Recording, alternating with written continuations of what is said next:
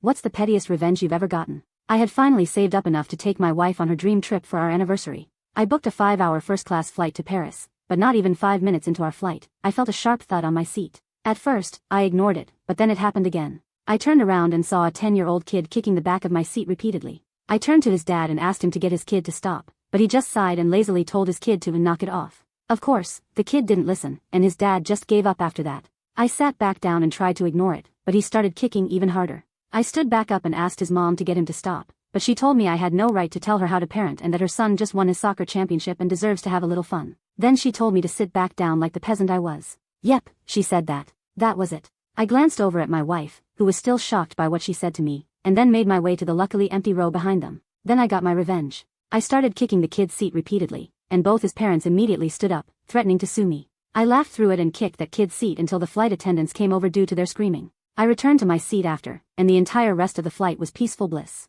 When we landed in Paris, I made sure to get off the plane right behind them. As they were struggling to get their luggage, I accidentally bumped into the mom, causing her to drop her expensive designer handbag. I smiled sweetly and said, "Oops, sorry. Enjoy your vacation," before walking away with my wife, leaving them to deal with the mess. That was the perfect cherry on top of my petty revenge sundae.